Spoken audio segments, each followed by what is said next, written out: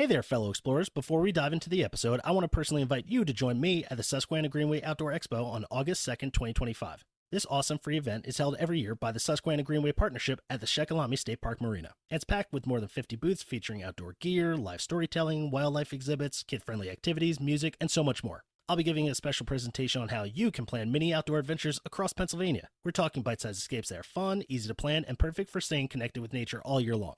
So mark your calendar, bring your friends and family, and come say hi. Head over to susquehannaexpo.com to learn more. Hope to see you there.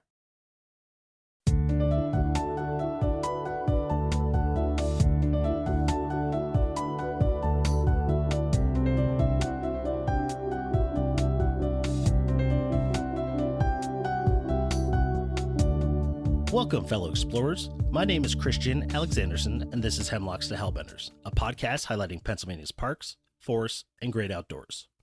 High above the meeting point of two mighty rivers where the Susquehanna splits into its north and west branches stands Shikellamy State Park. Perched on a forested bluff in central Pennsylvania, this park offers more than just scenic overlooks. It's a gateway to the natural beauty, cultural history, and outdoor adventure of the Susquehanna River Valley. Shikellamy State Park is a place where geography and heritage intersect. The story of the park and the story of the Native American tribes that called it home are forever intertwined. In the 1700s, the Haudenosaunee Confederacy took control of the surrounding area. Nearby Shamokin, whose name means the Place of Eels, was one of the most important indigenous cities in Pennsylvania during that time. The resident Haudenosaunee welcomed tribes that included the Conestoga, Conoy, Nanticoke, Tuscarora, Lenape, and the Shawnee displaced by settlers. The French and Indian War, the American Revolution, and the purchase of the land by the Commonwealth of Pennsylvania forced many of the indigenous people in Pennsylvania to move west or north. The park, which is made up of two separate sections, held numerous purposes over the years. It was an airstrip, homestead, farm, pleasure ground, amusement center, and hotel before becoming a state park in 1962. Shikellamy State Park's two distinct areas is the marina along the river in Sunbury and the scenic overlook on the bluff in Northumberland. Each area offers a different experience, from peaceful boating and fishing on the Susquehanna to breathtaking views of the valley below. It's a rare park that invites you to explore both water-level wilderness and to rise above it all for a bird's-eye view. Shikelamy's unique location has made it a hub for both recreation and reflection, a place where families come to picnic, hikers go to find solitude, and birders gather to catch sight of bald eagles soaring over the river. But Shikellamy isn't just about quiet beauty, it's about connection. The park sits at the crossroads of culture, drawing in people from nearby towns and beyond. Whether it's for community events, wildlife watching at the overlook, or simply taking a moment to breathe in the valley air, visitors come here to feel grounded. There's a rhythm to this park. Seasonal, historical, natural. Spring floods give way to summer sun, and autumn paints the hills in brilliant reds and golds. And in every season, Shikellamy offers the chance to see the world from a new perspective, both literally and figuratively. But before we learn more about the park, here's the stats. Shikellamy State Park is located in two sections. The 50-acre marina section is located in Northumberland County. The 190-acre overlook section is located in Union County. Available activities include hiking, biking, walking, picnicking, wildlife watching, boating, fishing, kayaking, and sightseeing. A notable feature of the park is its views of the Susquehanna River. Shikellamy State Park was named for Chief Shikellamy, an 18th century Iroquois leader who played a key role in early relations between Native American nations and colonial settlers. Shikellamy means our enlightener. Nearby towns include Sunbury, Northumberland, Shamokin Dam, and Selinsgrove. State lands that are close by include State Game Lands 84 and 226, as well as Milton and R.B. Winter State Parks.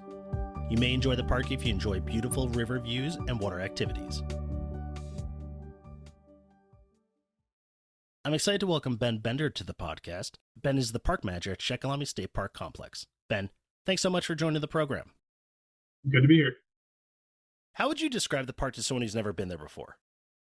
I would say it kind of defies definition in some ways. It's a split park. So we have a marina section that's right on the confluence of the West Branch and Main Branch of the Susquehanna River. And then the other portion of the park is the Shikellamy Overlook, which looks over the Susquehanna Valley. What do you love most about the park? I think the thing that I love most about our park is that people love the park. You really get a sense of community everybody that's here always seems to be having a good time.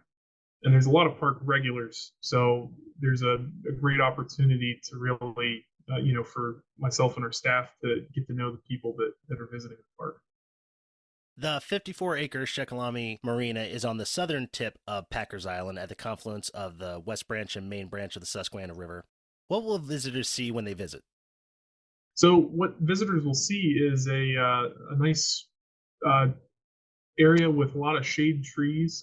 There's a lot of spots for picnicking.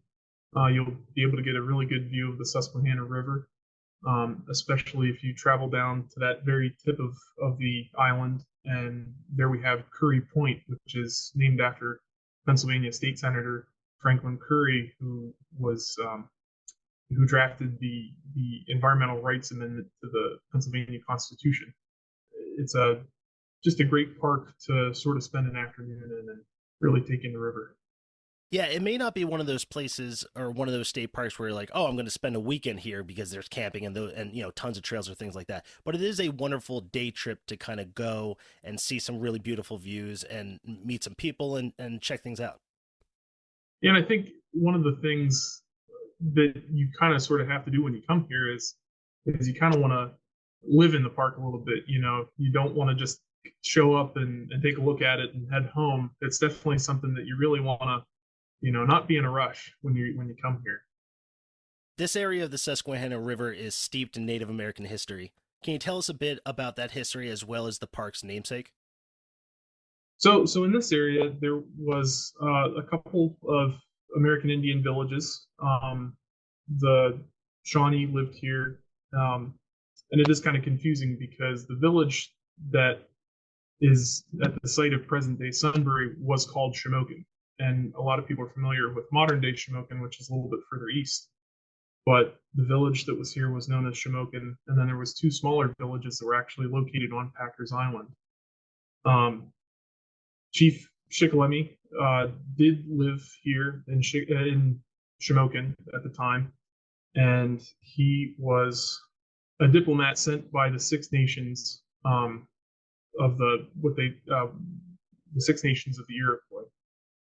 He represented the Six Nations to the provincial government of Pennsylvania, and he was sort of a good friend of Conrad Weiser and of the Moravian missionaries that visited the area. And he was integral in some of the purchases being to go between the governments of provincial Pennsylvania and the Iroquois. With the start of the French and Indian War, this area became the front line of battle. How important was this area during that time period? It was very important. This area was the site of Fort Augusta, and Fort Augusta was built just a few months after Shamokin was actually abandoned by the American Indians. It was built in 1756, which was about 2 years after the start of the French and Indian War. And Fort Augusta was one of the largest provincial forts in Pennsylvania at the time, and it boasted 16 cannons and large palisades. It's a big star fort that was popular at the time. And tradition has it is that the French were doing reconnaissance in the area, and they actually camped on top of Blue Hill, which is where our overlook is located. And they looked down and they saw Fort Augusta and realized that there was no way that they'd be able to attack that fort. So Fort Augusta really was a deterrent for larger raiding parties of French and the Indians coming into the area, and really served to protect the settlers in the area, even if there wasn't much of a all-out siege of the fort. And I should also recommend that if anyone's interested in learning more about Native Americans in the area, there's a great book called Indians in Pennsylvania by Paul Wallace and William Hunter that you can buy online. That's phenomenal. The marina section of the park has 1.5 miles of paved walking trails. How do you see people using the trails around the park? A lot of people use them for exercise. A lot of people, we have little mile markers that are stenciled onto the concrete, so you're able to tell how far you've walked. So a lot of people are out there, using that path for exercise. they're using it to walk their dogs, and just sort of get out and enjoy a nice, walk through good outdoors. The marina section also has a butterfly garden, which I love, which is located near the park office. Tell us about the butterfly garden. So the butterfly garden was actually started in 1995 after some major flooding in 1994. Took out a lot of trees and sort of cleared this, big ugly patch in the area where the butterfly garden is located. And the park manager at the time contacted the Susquehanna Garden Club, and a group of ladies came out and they developed this garden. And over the years, it's been a host to a lot of different plants. They planted milkweed and Joe Pye weed, the sort of two integral pieces of a good butterfly garden. They were certified that it was a good butterfly habitat, and they've been taking care of it for 30 years now. And they still come out pretty frequently and plant new things. Right now, there's some daffodils growing in. This portion of the Susquehanna River is known as Lake Augusta, a 3,060-acre lake formed by the world's largest inflatable dam that's 2 miles downstream from the park. What sort of water activities are available in the lake? So I don't know how to bring up this topic because it's one of those things where a lot of people say that it is the world's largest dam. But unfortunately, there are, unfortunately for us, I should say, there are two rubber dams located in China on the Yihai River that are a little bit longer, and they're made by the same company that now makes the bags for our dam, HTE Engineering. They're located out of Utah. I forget the length of the other two, but they are a bit longer than ours. But so we're the third largest and definitely the largest in North America by a long shot. But anyhow, the Lake Augusta is formed by the inflatable dam, and a lot of people, like, the main reason for it was to enable people with boats to utilize that stretch of Susquehanna River with deeper water created. A lot of people, it's an unlimited horsepower lake, so you're able to use like jet skis and things like that. But a lot of people are out there in their bass boats doing sport fishing. And are there places to get into the water from Shikellamy? Yes, we do have a boat launch here. We have a boat launch sort of specifically for the people with the larger powered boats. And then on the other side of the island, we have more of a smaller launch for kayaks and canoes. The Shikellamy Overlook portion of the park, located on the western shore of the Susquehanna River, contains a couple hiking trails. Do you have any trail recommendations for people? Any of those trails up there, they're very short, but they are a little bit steep. So that deer trail up there is definitely a good trail to walk on if you're just trying to get a feel for the area, and sort of see that wooded area up behind the overlook. One of the things that is, coming down the pike eventually is to develop that area with more trails. About 10 years ago, there was a lot more land that was acquisitioned up there.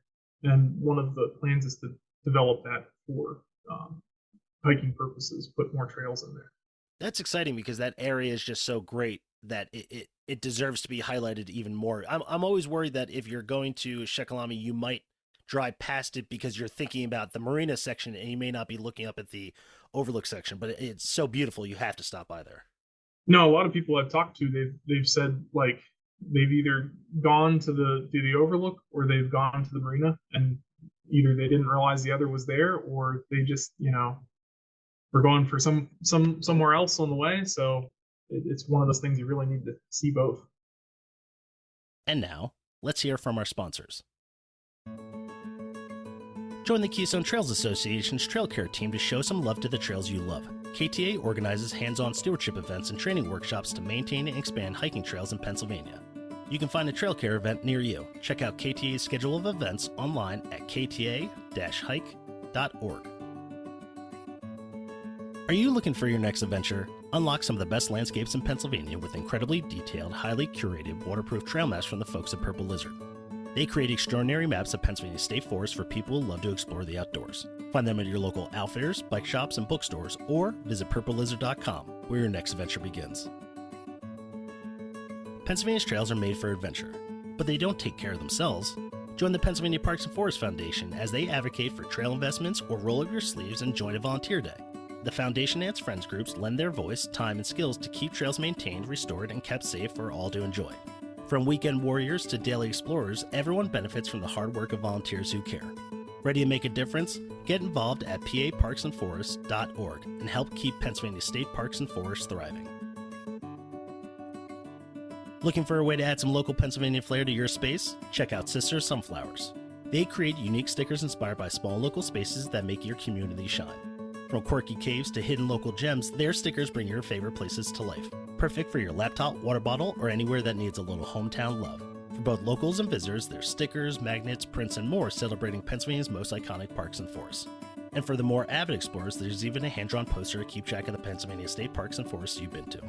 Use the code HELLBENDER15 at checkout to get 15% off your first order. Support local, inspire adventure, and decorate with meaning. Only at Sister Sunflowers. Shop now and celebrate the places that make your town special. All right, back to the show. A 360-foot cliff overlooks the confluence of the branches of the Susquehanna River. What can visitors see from the overlook? Well, from the overlook, you have a pretty good view of the area. You have, if you're sort of at the upper overlook part of the overlook, you'll see a really good view of Northumberland. You'll see the town itself. You'll see the mountains that surround it. You'll see the trains that go through. There's a big train yard there that's always interesting to watch because something's always going on down there. You'll get a good view of the river. You'll be able to see the confluence and how the waters really take some time to intermingle as they go from the confluence there. You'll see a big line when one branch is muddier than the other, and it'll extend far down, sometimes almost to the dam. You'll have a great view from the overlook of the actual marina section, and as you sort of continue on looking around, you'll get a pretty good view of Sunbury as well. The overlook and the island are great places to spot all sorts of birds. What kinds of birds will visitors be able to see? From the overlook, the actual cliff face there on Blue Hill has been a nesting spot for peregrine falcons. There is a absolute slew of sort of waterfowl, different types of diving ducks, and you'll also see a ton of different types of gulls. And interestingly enough, that's the first place I ever saw an indigo bunting a number of years ago. Oh, wow. So right up on the overlook. That's really cool. Yeah, I just love the view from up there. I think it's a phenomenal river view, but like you were saying, to be able to see the confluence of those two sections come in, it's just so cool and exciting to see. Every time, I mean, like I said, I've probably been there 10 times, and every time I go up there, I'm just like, man, that looks so cool. I always think, when they're mixing like that, and they're sort of, one might be muddier than the other, like you kind of think of the journey that the water's been on, what it's carrying with it when it actually comes together like that. Yeah, absolutely. The island is a popular fishing spot. What kinds of fish can be caught from Lake Augusta? A lot of sport fish, like a lot of warm water species. You have bass, you have catfish, you have muskie, walleye, and pickerel. In fact, we have a lot of fishing tournaments that happen throughout the summer months. There's actually catfishing tournaments and bass tournaments that take place out there. There's a couple of interesting stories about the area that I'd like to highlight. Can you tell us about the emergency airport that was once located on Packers Island? So it was established in the early part of the last century. It is still operable. There is still a grass strip there, and nowadays there's a campground that sort of runs up both sides of the runway. Did Amelia Earhart land there as well? So from what I could tell, there's a good website out there it's a blog, Valley Girl Views, written by a local lady. She highlights a time that Amelia Earhart had to land. It's documented in newspapers. There's pictures of her here at the airport. Um, she had hit a bad spot of weather in 1929. She'd been traveling with her mother from New York, and she was going to Cleveland um, with a stop in Bellefonte. At that time, that was part of the transcontinental airmail route. Mm-hmm. So she had been traveling to Cleveland to take part in some of that airmail stuff, and some terrible weather forced her to land here in Sunbury before she got to Bellefonte. And apparently, she stayed in Sunbury at what is now the Edison Hotel, and local reporters definitely flocked to see her. I love that sort of like local lore and like fun, interesting stories like that. Especially the fact that it was involved with the state park is pretty cool. And it's something you don't think about as much anymore. I mean, it's one of those untold stories, kind of. Yeah. Can you tell us about the wooden tower that was built on top of Blue Hill? So there was a local eccentric hermit by the name of John Mason. I mean, a lot of people call him a hermit, but he actually did frequent town. He just was an interesting kind of character. Uh, Sometimes it seems like it's hard to separate fact from fiction. There's stories of him ice skating down the river to Harrisburg. There's stories of him, um, you know, walking to Williamsport just on a lark to go shopping. Um, so, the stories abound about his eccentricities, but he did build a tower in, I believe it was 1839, and he built it on the property that he owned up on top of Blue Hill. He had a little farm up there, and it it outlived him by a number of years. But in 1864, some railroad men had gone up to the top of the hill and saw the tower and decided to knock it loose, and the thing fell down the hill and almost took out um, a waterman on a barge. Oh man. So yeah, it just seems like a random act of vandalism led to the demise. Is there something everyone should experience when they visit Shikellamy State Park? Well, I think we've kind of touched on it. You absolutely have to go to the Overlook and down to Curry Point to really take in the view.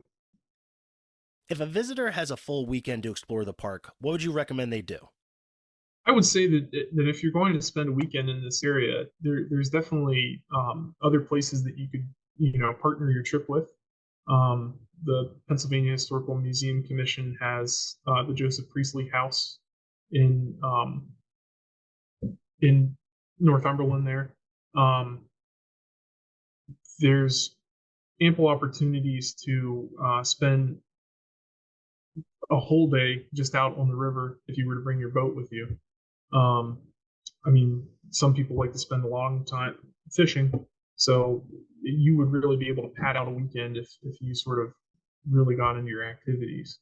Um, and there's a lot of areas to explore. There's a lot of good restaurants. There's a lot of breweries in the area nowadays. There's wineries. So you could really tie your park visit into a lot of other activities in the area. Yeah. And that's definitely great for people or families that don't necessarily want to spend a full weekend at a park. They kind of want to dip in and out, do a little bit of shopping, try a couple different restaurants. I think the area is really perfect for that. Yeah, I mean, it's unlike a lot of other state parks in this sort of area of Pennsylvania because you are so close to civilization that there's a lot of other opportunities that you can tie into your park visit. If a visitor, say, is just like passing through, what do you think they should see? If they're passing through, you would definitely have an opportunity to, if you had a quick visit, you could choose between the Overlook and the marina to see. And it would depend on what you're really looking for, because if you want that sweeping view of the overlook, you'd want to go up there and sort of take everything in. If you would like to sort of get closer to the river, you would definitely want to view the marina. And one thing that a lot of people don't necessarily go take a look at is, technically we don't own the land. It's actually Faberdam Park, which is taken care of by the borough of Shamokin Dam. And down there now we have the Nature Like Fish Passage. Oh, cool. So it's sort of like a multi-year project that they've developed. Years ago, there was a plan to put in a fish ladder on the Sunbury side of the dam, because there was sort of a debate whether to put a fish ladder in because it was only inflated for part of the year, where permanent dams are always there, so they need fish ladders to allow shad and eels to migrate up and down the river. So with this one, it doesn't seem like it was really a consideration at the beginning to put in a fish ladder, but it was part of the stipulations by the Fish and Boat Commission to be completed at one point. So they had a plan in place to put a fish ladder sort of in the late 90s, early 2000s, and federal funding got cut, so they weren't able to put that fish ladder in. So a number of years ago, they decided to try on the Shamokin Dam side to put in a Nature Like Fish Passage, which mimics a smaller stream. And on the western side of the Adam T. Bauer inflatable dam, they built sort of a channel that sort of sweeps around the bag, and there's rocks and sort of rock features in there that mimic more of a natural stream for the shad to migrate up and eels to come down. Oh, that's so cool. I'm definitely gonna have to check that out. The dam's 2 miles from the park itself, so it's not necessarily something that people go and see itself unless you're boating. You know, if you're going to the park proper, it's 2 miles downriver from you, so you might not actually get to get a good look at it, you know. One of the things I recommend too, especially at the marina section, is pack some food, have a picnic at the park, because being able to just kind of relax, off the main roads, kind of see some really beautiful sights, it's a perfect place for that. No, absolutely. Yeah, I mean, a lot of old trees. It's a very shady area, so it's, perfect for a picnic. When is the best time to visit the park? I would say you'd have a good time any time of year. We're not necessarily known for a leaf peeping park, but you definitely would be able to see some fall colors from the overlook. And I mean, even in the dead of winter, especially this past winter when the river was freezing up, it didn't freeze solid, but you got these large ice flows that were just really interesting to see, floating down the river. Do you have any tips for people who plan on visiting the park, or any suggestions to make their visit as enjoyable as possible? I think you hit the nail on the head earlier with definitely bring a picnic and spend a couple hours here and really, live in the park. One of the other things that, like, Shikellamy is actually a complex of state parks. So we also take care of Milton State Park and Susquehanna State Park. Milton State Park also is a good picnic area. There's a loop trail up there that you can hike the entire sort of circumference of the island, the whole way around. And then Susquehanna State Park is actually the home to the Hiawatha. There's a paddle boat up there, and they do river tours and all sorts of different themed events and things like that. And just regular cruises that sort of have a history lesson with them. Yeah, those parks are great, especially if you're like me, who likes seeing several state parks in a day or a weekend. If you drive to all three of those, you get phenomenal views. You get really beautiful areas and sections to be able to hike. You're not going to have these, old growth forests or anything like that. Kind of get that out of your mind. But you are going to see some really wonderful river views, which is great. No, absolutely. Ben, thanks so much for talking to us. We really appreciate it. Thanks for having me on the pod.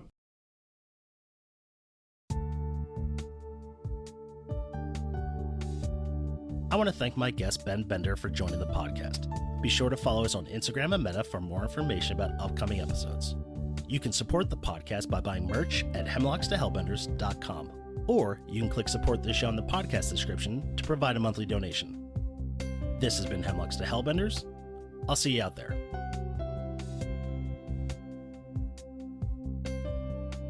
Hosting, production, and editing by Christian Alexanderson. Music by John Sauer. Graphics by Matt Davis.